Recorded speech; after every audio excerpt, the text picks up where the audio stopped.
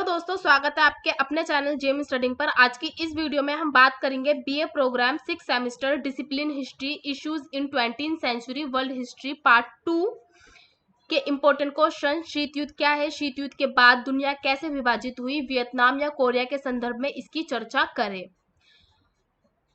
देखिए, कोई सा भी क्वेश्चन पेपर आए आपको उसमें एक टॉपिक देखने को मिलेगा, शीत युद्ध क्या है। ठीक, तो इस वीडियो को देखने के बाद आप शीत युद्ध से रिलेटेड क्वेश्चन अच्छे से कर सकोगे, क्योंकि इसमें हम देखेंगे शीत युद्ध क्या है, शीत युद्ध की उत्पत्ति के कारण, इसके विभिन्न चरण, प्लस हम देखेंगे परिणाम, और विभिन्न चरणों के साथ ही हम क्या देखेंगे, कोरिया के संदर्भ में इसकी चर्चा भी हम करेंगे। ठीक है, तो आप सभी जानते हैं कि 1939 से 1945 के बीच तो हमारा द्वितीय विश्व युद्ध हुआ। 1945 में जब द्वितीय विश्व युद्ध समाप्त हुआ, उसके बाद क्या हुआ, अमेरिका और सोवियत संघ, दो महाशक्तियां उभर कर सामने आई। लाइक आप ऐसे लग सकते हो कि क्रिकेट टीम है दो, ठीक है, दोनों के बीच युद्ध हुआ, दोनों के बीच युद्ध तो नहीं कहेंगे हम, खेल हुआ, ठीक है, एक टीम जीती। अब जो जीती हुई टीम है उसमें से हम क्या कर रहे हैं, अच्छे अच्छे खिलाड़ियों को छांट रहे हैं। ठीक है, मान लीजिए दो खिलाड़ी बच गए उस टीम में से जो बहुत ज्यादा अच्छा खेलते हैं। अब वो दोनों खिलाड़ी क्या करेंगे, अपने आप को सुप्रीम साबित करेंगे। ठीक है, मैं ज्यादा अच्छा हूँ खेलने में। ठीक उसी प्रकार से ये दो जो थे, अमेरिका और सोवियत संघ, ये क्या करना चाह रहे थे, देश विश्व पर अपना कब्जा करना चाह रहे थे, और वहां पर वो क्या करना चाह रहे थे कि आप मुझे लो आगे खेलने के लिए। ठीक, तो आप इससे कंपैरिजन कर सकते हो। अब क्या हुआ, देखिए, जब द्वितीय विश्व युद्ध समाप्त हुआ ना, उसके बाद अमेरिका और सोवियत संघ, उससे पहले तो दोनों मित्र थे, ठीक है, अच्छे खासे, लेकिन जब ये समाप्त हुआ तो उसके बाद क्या हुआ, इनके जो संबंध थे ना, उसमें बहुत अजीब सी स्थिति देखने के लिए मिली। मतलब आपस में ही लड़ रहे हैं, ठीक है, वैचारिक मतभेद दिखने को मिल रहे हैं, हमें बहुत विचित्र स्थिति पैदा हो गई। और इसे ना एक अमेरिकी कूटनीतिक थे आपके बर्नार्ड बारूच, इन्होंने क्या करा, शीत युद्ध का नाम दे दिया। एक प्रसिद्ध पत्रकार थे आपके वाल्टर लिपमैन, इन्होंने क्या करा, इसे अपने लेखों में प्रचारित किया। यह स्थिति दो महाशक्तियां संयुक्त राज्य अमेरिका और सोवियत संघ के बीच बढ़ते हुए तनाव संबंधों की परिचायक थी। अब ये कैसी जो विचित्र स्थिति थी, ये कैसी विचित्र स्थिति थी, ये एक ऐसी विचित्र स्थिति थी जिसमें ना तनावपूर्ण संबंध दिख रहे थे हमें। लाइक हमारे हमारे दोस्त होते हैं, ठीक है, और कई बार क्या होता है, हम ना मन ही मन में उनको दोस्त नहीं मानते, मन ही मन में हमारे क्या होते हैं, तनाव दिखते हैं, ठीक है, लेकिन हम क्या करते हैं, बता नहीं पाते उनको। तो ठीक उसी प्रकार की शुरुआत में ऐसे ऐसे था, वो कुछ अलग कर रहा है तो वो उसको बता नहीं रहा, ठीक है, ये कुछ कर रहा है तो ये इसको नहीं बता रहा, तो उससे क्या होता है, तनाव की स्थिति पैदा हो जाती है।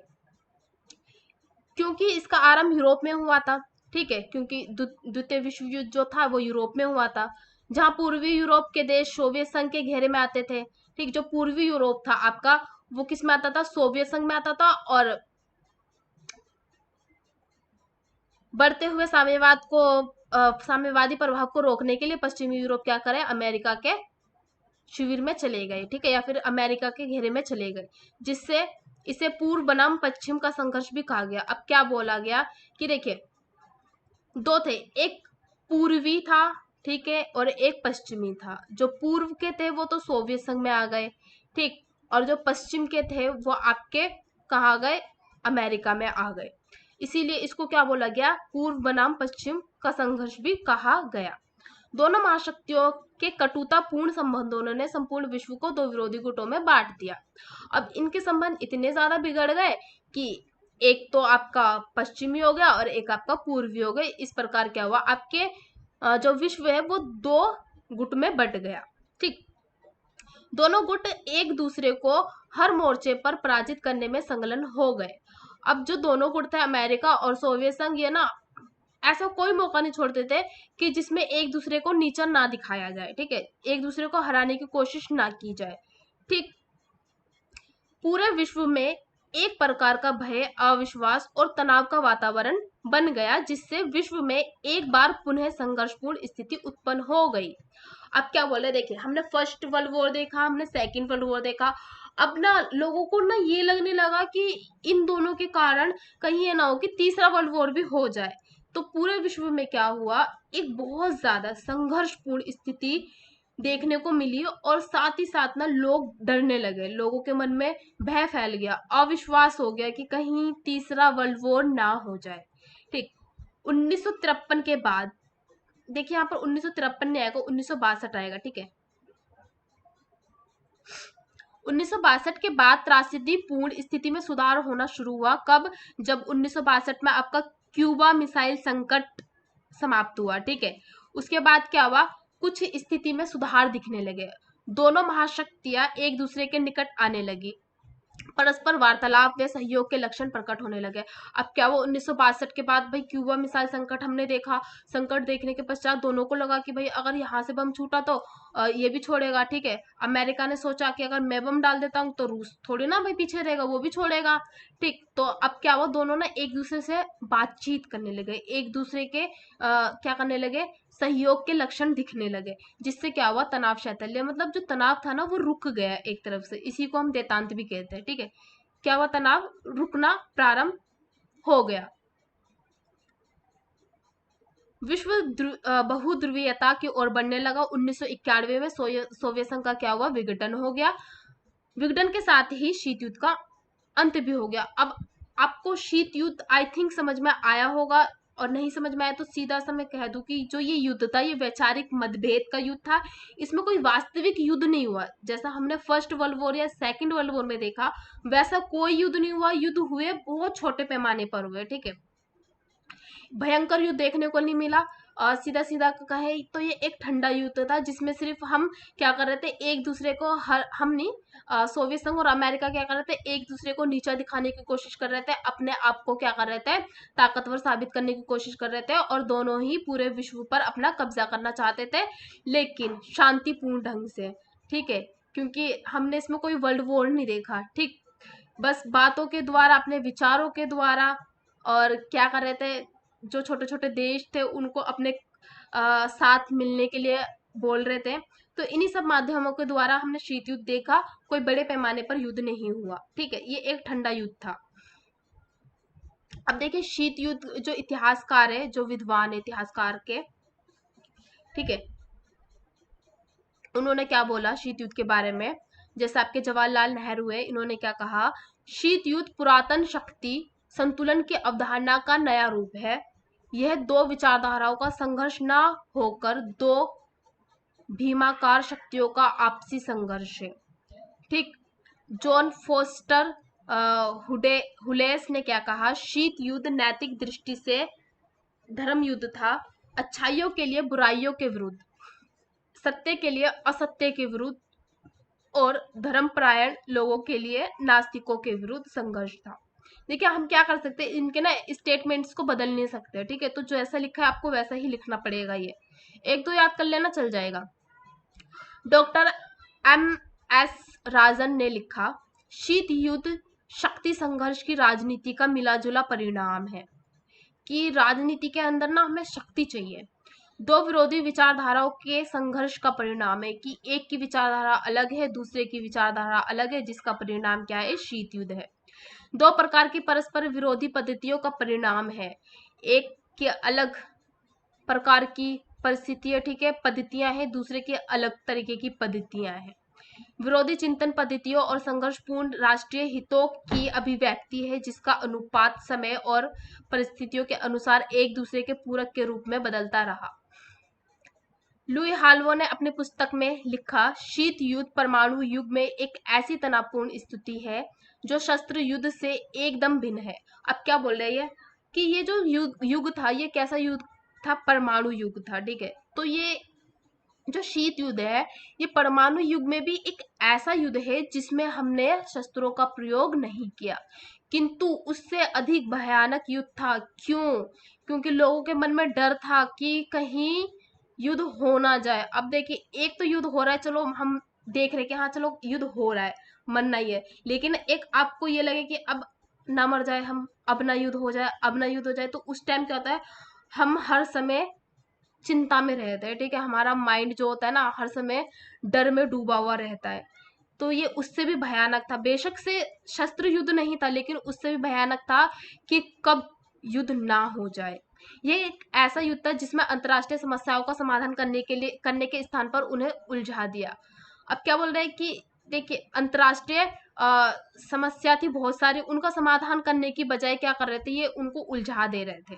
विश्व के सभी देश और सभी समस्याएं, चाहे वह वियतनाम हो, चाहे कश्मीर या कोरिया अथवा अरब इजराइल संघर्ष हो, सभी शीत युद्ध में मोहरों की तरह प्रयुक्त किए गए। अब शीत युद्ध के कारण क्या थे? द्वितीय विश्व युद्ध में सहयोगी देश ब्रिटेन, अमेरिका और फ्रांस और सोवियत संघ ने दूरी शक्तियों नाजी जर्मन, जापान, ऑस्ट्रेलिया के विरुद्ध साथ मिलकर संघर्ष किया था, आप सभी जानते हैं, ठीक है। लेकिन विभिन्न कारणों से ये युद्धकालीन संगठबंधन द्वितीय विश्व युद्ध के बाद साथ नहीं रह सका। पोट्सडेम सम्मेलन। पोट्सडेम सम्मेलन का आयोजन वर्ष 1945 में बर्लिन, अमेरिका, ब्रिटेन में इन लोगों के बीच हुआ और इसमें क्या निम्नलिखित बातें कही गई, जैसे पराजित जर्मनी में तत्काल प्रशासन की स्थापना। जो जर्मनी थी वो पराजित हो चुकी थी द्वितीय विश्व युद्ध में, और उसमें ना तुरंत ही क्या बोल रहे थे कि प्रशासन अभी आना चाहिए। एक कारण ये बना, ठीक है। पोलैंड की सीमाओं का निर्धारण कि कहाँ कहाँ तक इसकी सीमाएं लगेंगी। ऑस्ट्रेलिया का अधिपत्य, ऑस्ट्रेलिया पर किसका अधिपत्य होगा, ठीक। पूर्वी यूरोप में सोवियत संघ की भूमिका।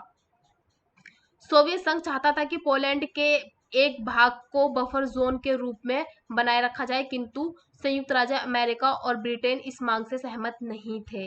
बफर जोन का मतलब आप सभी समझते होंगे, एक सीमा रेखा हो जाती है, ठीक है, जो अलग करती है, ठीक। लेकिन जो आपके संयुक्त राज्य अमेरिका है और ब्रिटेन है, इसको नहीं बोल रहे थे, मना कर रहे थे, इसमें सहमति नहीं जता रहे थे, ठीक।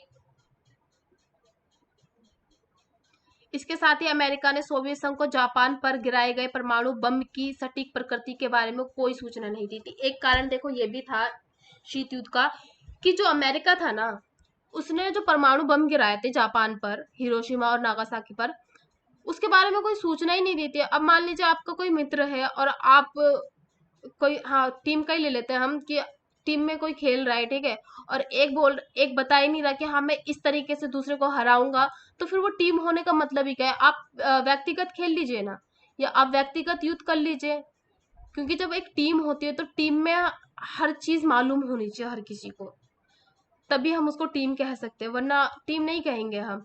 कि आपको दिख रहा है कि आप खुद को अच्छा साबित करने के लिए या खुद को सुप्रीम साबित करने के लिए या अपनी ताकत को बढ़ाने के लिए हमें कुछ सूचित ही नहीं कर रहे, तो फिर वो टीम के साथ युद्ध कैसा हुआ, है ना? टीम नहीं कहलाएगी वहां पर, वो व्यक्तिगत हो जाएगा वो। तो अमेरिका ने क्या करा, सोवियत संघ को कोई सूचना दी नहीं परमाणु बम गिराने के लिए, किस पर? जापान पर। तो इससे क्या हुआ, सोवियत संघ नाराज हुआ, ठीक है। इसने सोवियत संघ के अंदर पश्चिमी देशों की मंशा को लेकर एक संदेह पैदा किया, जिसने गठबंधन संबंध को कटु बनाया। ट्रूमैन सिद्धांत।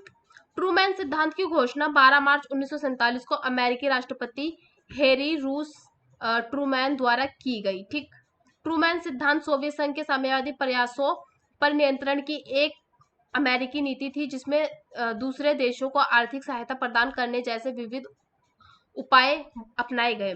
उदाहरण के लिए अमेरिका ने ग्रीस और तुर्की की अर्थव्यवस्था और सेना के समर्थन के लिए वित्तीय सहायता का अनुमोदन किया। इतिहासकारों को मानना है कि इसी ट्रूमैन सिद्धांत घोषणा से शीत युद्ध का आरंभ आधिकारिक घोषणा चिन्हित होती है। Iron curtain. द्वितीय विश्व युद्ध के बाद सोवियत संघ द्वारा स्वयं को और उसके आश्रित पूर्वी एवं मध्य यूरोपीय देशों को पश्चिम एवं अन्य गैर साम्यवादी देशों के साथ खुले संपर्क में से अलग रखने के लिए एक राजनीतिक, सैन्य, वैचारिक अवरोध खड़ा किया गया, जिसे आयरन कर्टेन कहा गया। आयरन कर्टेन शब्दावली का प्रयोग सर्वप्रथम ब्रिटेन के प्रधानमंत्री विंस्टन चर्चिल द्वारा किया गया था। इस आयरन कर्टेन के पूर्व में वे देश थे जो सोवियत संघ से जुड़े थे या उससे प्रभावित थे, जबकि पश्चिम में वे देश थे जो अमेरिका और ब्रिटेन के सहयोगी थे या लगभग तटस्थ थे। अब शीत युद्ध के चरण की बात करें हम, तो शीत युद्ध को मुख्यतः 2 चरणों में विभाजित किया गया है। पहला शीत युद्ध जो 1945 से 1962 तक चला और 1962 से 1991 तक, ठीक, जिसे द्वितीय विश्व युद्ध भी कहा जाता है। सॉरी। इसे देतांत या तनाव शैथिल्य से भी शीत युद्ध की समाप्ति तक का समय माना जाता है, किंतु यदि इसे मुख्यतः 6 चरणों में भी विभक्त किया करके समझा जा सकता है आसानी से। देखिए, प्रथम चरण ट्रूमैन सिद्धांत शुरुआती शीत युद्ध का आरंभ था, सॉरी। प्रारंभ जो ट्रूमैन सिद्धांत आया, तो ये ट्रूमैन सिद्धांत शुरुआत में शीत युद्ध का क्या था, आरंभ था कि अब भाई शीत युद्ध होगा, जिसने शीत युद्ध में गतिविधि शुरू की। ट्रूमैन का सिद्धांत मार्शल योजना से भी जाना जाता है, ठीक है, ट्रूमैन सिद्धांत को मार्शल योजना भी कहा जाता है। ट्रूमैन की अवरोध की नीति इस बात पर आधारित थी कि वह सोवियत संघ के साम्यवाद के विस्तार को बढ़ने से रोकेगा। अब जो ट्रूमैन सिद्धांत है ना, इसमें क्या कह दिया गया कि जो साम्यवाद है हम उसको बढ़ने नहीं देंगे। अब जो सोवियत संघ है वो आप सभी जानते हैं कि साम्यवाद विचारधारा का है, ठीक है, साम्यवाद को प्रमोट करता है। अब साम्यवाद को आप रोक दोगे तो जाहिर सा शीत युद्ध का आरंभ होगा, तो पहला यही हो गया आपका। इस योजना का अर्थ था यूरोप का पुनः निर्माण व बिगड़ी अर्थव्यवस्था को सुधारना, वे यूरोपीय देश जो विश्व में बर्बाद हुए थे उनकी सहायता करना और उनको आर्थिक सहयोग देना। 1948 से 1949 में सोवियत संघ द्वारा बर्लिन की घेराबंदी, 1950 से 53 कोरिया युद्ध, ठीक। द्वितीय चरण, अब द्वितीय चरण में ना हम कोरिया के संदर्भ में देखेंगे शीत युद्ध को। माओ त्से तुंग के नेतृत्व में चीनी कम्युनिस्ट पार्टी सीसीपी ने लंबे समय तक चल रहे गृह युद्ध के बाद 1949 में चीन पर अपना नियंत्रण कर लिया। जो माओ त्से थे इन्होंने क्या करा, चीन पर अपना नियंत्रण कर लिया, कब, 1949 में। उसी समय पड़ोसी कोरिया में कम्युनिस्ट पार्टी और गैर कम्युनिस्ट ताकतों के बीच तनाव बढ़ रहा था। दैट मीन्स कि जो सोवियत संघ है और जो आपका अमेरिका है, ठीक है, जो मतलब पूंजीवादी है, इन दोनों के बीच क्या हो रहा था, तनाव बढ़ रहा था। दोनों ही ताकतें पूरे कोरियाई प्रायद्वीप पर अपना नियंत्रण चाहती थी। दैट मीन्स जो पूंजीवाद है वो और जो आपकी कम्युनिस्ट है वो दोनों ही क्या चाहती थी, कोरियाई पर अपना नियंत्रण चाहती थी। उनके रणनीतिक हित और शीत युद्ध की गतिविधि से प्रेरित होकर अमेरिका और सोवियत संघ दोनों ने विभिन्न पक्षों का समर्थन किया। वार्ता का कोई परिणाम नहीं निकला और 1950 में सोवियत संघ की स्वीकृति के साथ उत्तर कोरियाई सेना ने 38वें समानांतर को पार कर दिया। दैट मीन्स क्या करा है इन्होंने, 38वें समानांतर एक रेखा मान सकते हो आप, ठीक है, जिसने क्या करा, जो पूर्वी कोरियाई था, ठीक है, उसको पार कर दिया और वहां पर क्या करा, अपनी सैनिकों को भेजा, किसी लिए, हमला करने के लिए, दक्षिण कोरिया पर हमला किया। सोवियत संघ ने शुरू में चीन को आदेश दिया कि वह उत्तर कोरिया की सहायता के लिए अपनी सेना भेजे, ठीक है। जो सोवियत संघ था उसने क्या बोला, चीन को आदेश दिया कि आप अपनी सेनाएं भेजो उत्तर कोरिया की, ठीक है, जिससे क्या हो कि हम जीते। हालांकि वहां लाल सेना को सीधा नहीं भेजना था। जो अब देखिए जो सेना, जो सोवियत संघ है, ठीक है, या कम्युनिस्ट है, उनकी सेना को क्या कहा जाता है, लाल सेना कहा जाता है। उस समय माओ स्टालिन को खुश करने के लिए उत्सुक थे। माओ कौन था, आप पता है ना, चीन के, ठीक, जो दुनिया भर में कम्युनिस्ट के प्रमुख थे। अब जो माओ थे वो क्या थे, दुनिया भर में कम्युनिस्ट के प्रमुख थे और ये क्या करना चाहते थे, अमेरिका के जो स्टालिन थे उनको खुश करना चाहते थे, ठीक। सोवियत संघ चीनी वफादारी के बारे में बहुत आश्वस्त नहीं थे, क्योंकि सोवियत संघ को ये लग रहा था कि कहीं ना कहीं चीन जो है वो हमें धोखा दे सकता है, ठीक है, और अन्य देशों में कम्युनिस्ट क्रांतियों का समर्थन करने की अपनी प्रतिबद्धता के कारण स्टालिन ने उत्तर कोरिया में अपनी सेना भेजने का निर्देश देकर चीनी संकल्प का परीक्षण करने का निर्णय लिया। माओ त्से तुंग ने साथ दिया और इस महत्वपूर्ण मोड़ पर चीनी सैनिकों ने संयुक्त राज्य अमेरिका के नेतृत्व में संयुक्त राष्ट्र के सैनिकों के विरुद्ध मोर्चा खोल दिया। अब देखिए क्या हुआ कि चीन ने इसका साथ दिया और क्या करा, जो अमेरिका था उसके विरुद्ध मोर्चा खोल दिया। इसका परिणाम यह हुआ कि जिस युद्ध को 1 महीने में खत्म होना था वो क्या हुआ, 3 साल तक चला। आखिरकार 1953 में स्टालिन की मृत्यु के बाद इस युद्ध की क्या हुई, भयावहता कम हुई और दोनों सेनाएं 38वें समानांतर के दोनों आपस चली गई, जो उत्तर और दक्षिणी कोरिया के बीच आधिकारिक सीमा बन गई। युद्ध ने प्रदर्शित किया कि वैश्विक इतिहास के इस नए चरण में संघर्ष कैसा होगा, जिसमें 2 महाशक्तियां प्रत्यक्ष रूप से शामिल होगी। इसने 2 ब्लॉकों के सैन्य गठजोड़ को भी मजबूत किया और हथियारों की एक ऐसी दौड़ शुरू की जिसे दुनिया अभी भी नियंत्रित करने की कोशिश कर रही है। तीसरा चरण क्या था? अगस्त में सोवियत संघ ने पहला परमाणु परीक्षण किया। 1954 में वियतनाम द्वारा फ्रांस की हार, वियतनाम समस्या पर जेनेवा समझौता, 17वीं आकांक्ष के आधार पर उत्तरी व दक्षिणी वियतनाम का विभाजन, सीटों की स्थापना। अमेरिका ने 1954 में क्या करा? वियतनाम पर अपने सैनिक अभियान चलाए जिसमें उसने असफलता पाई अमेरिका ने। ठीक। 1955 में अमेरिका द्वारा मध्य एशिया के लिए बगदाद समझौता व सैंटो संधि संगठन की स्थापना। 1956 में सोवियत संघ द्वारा हंगरी में सैनिक हस्तक्षेप द्वारा साम्यवाद की स्थापना की गई। 1961 में अमेरिका में क्यूबा के पास पिक्स की खाड़ी में सैनिक हस्तक्षेप किया गया तथा बर्लिन की दीवार का निर्माण। 1962 का क्यूबा मिसाइल संकट, जिसे शीत युद्ध का उच्चतम बिंदु माना जाता है तथा यहीं से तनाव शैथिल्य और द्वितीय विश्व युद्ध धारा की शीत युद्ध का आरंभ। जो आपका चौथा चरण था 1962 सह अस्तित्व व प्रतियोगिता का समय था।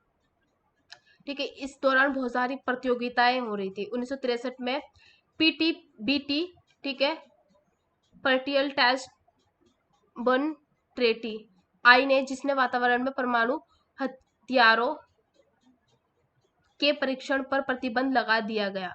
1965 में डोमिनियन राज्य में अमेरिका द्वारा सैनिक हस्तक्षेप। 1938 में चेकोस्लोवाकिया में सोवियत संघ द्वारा सैनिक हस्तक्षेप और साम्यवाद की स्थापना। 1938 में एनपीटी संधि आई जिसका उद्देश्य विश्व भर में परमाणु हथियारों के प्रसार को रोकने के साथ साथ परमाणु परीक्षण का पर अंकुश लगाना था। पांचवा चरण क्या बोलता है आपका? इस चरण को देशांतर के रूप में जान सकते हैं हम। इसका अर्थ है तनाव की समाप्ति। 1959 तक चीन व सोवियत संघ में छोटी सी सीमा को लेकर लड़ाई हुई। ये शीत युद्ध की राजनीति में वैचारिक मतभेदों के अनुकूल थी। अमेरिका और यूएसएसआर अपने आपसी मतभेदों को दूर करने के लिए और आगे बढ़ने का प्रयास कर रहे थे। छठा चरण क्या बोलता है? 1978 में वियतनाम द्वारा कंबोडिया में सैनिक हस्तक्षेप व वियतनाम युद्ध शुरू हुआ जो 1989 तक चला। 1979 से 89 में अफगानिस्तान में सोवियत सेनाओं की तैनाती। मैं ये 7 और 9 हिंदी में क्या बोलते हैं?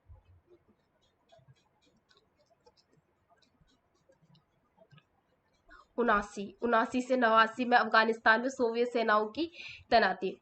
1985 में मिखाइल गोर्बाचेव सोवियत संघ के राष्ट्रपति बने और आंतरिक सुधार हेतु पेरेस्ट्रोइका तथा ग्लासनोस्ट की नीतियां लागू की। 1990, अब ये दोनों आप ना देख लेना गूगल पे, इनके मीनिंग। अच्छी नीतियां थी ये, लेकिन एक तरफ से देखा जाए तो ये सोवियत संघ के हार का कारण भी बनी। बर्लिन की दीवार गिराई गई तथा पूर्वी जर्मनी में सरकार के विरुद्ध व्यापक जन आंदोलन हुए। 3 अक्टूबर 1990 को पूर्वी व पश्चिमी जर्मनी का एकीकरण हुआ। अगस्त 1991 में सोवियत संघ के विघटन तथा शांति युद्ध की समाप्ति हुई। अब इसके शीत युद्ध के अंत के कारण क्या थे? सोवियत संघ का आर्थिक संकट। अब इतना सारा युद्ध होगा तो जाहिर है कि आर्थिक जो स्थिति वो बिगड़ेगी। ठीक। गोर्बाचेव की नीतियां जो मैंने बताई थी आपको, पेरेस्ट्रोइका, ठीक है, गोस्टनोस्त की जो नीतियां थी उसके कारण हुआ। तो ये आप देखना। सोवियत संघ का विघटन हो गया, एक कारण ये भी था शीत युद्ध के अंत का। लोकतंत्र एवं पूंजीवादी व्यवस्था।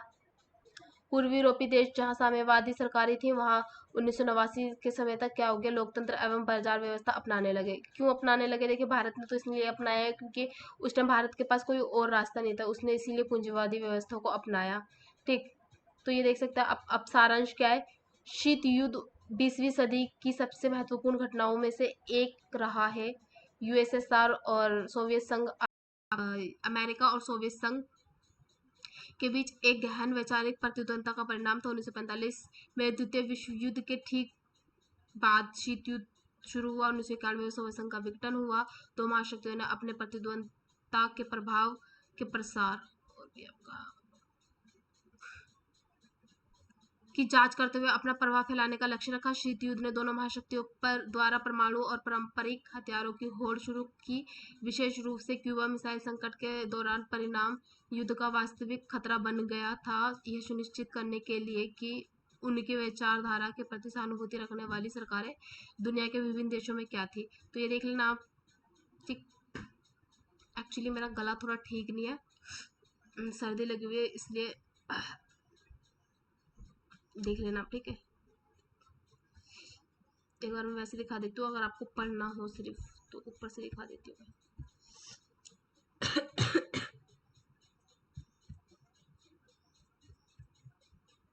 देखिए,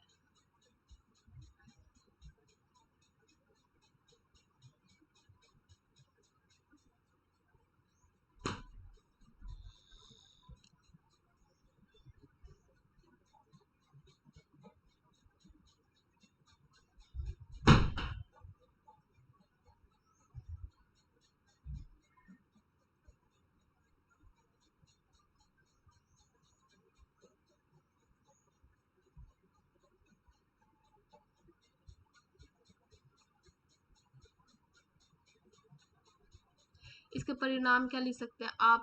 गुटनिरपेक्ष सामने आया, ठीक है, उभर कर देखा गया गुटनिरपेक्षता को। जानते ही आप गुटनिरपेक्षता क्या है, ठीक है। लोगों के मन में भय की स्थिति पैदा हो गई, हथियारों की होड़ शुरू हो गई, ठीक है। तो ये सब क्या है, इनके परिणाम लिख सकते हैं आप, ठीक है। और लास्ट में क्या लिखोगे, अंत में अमेरिका महाशक्ति उभर कर सामने आई पूरे विश्व पर, ठीक। तो ये सब परिणाम लिख सकते हो। Thank you.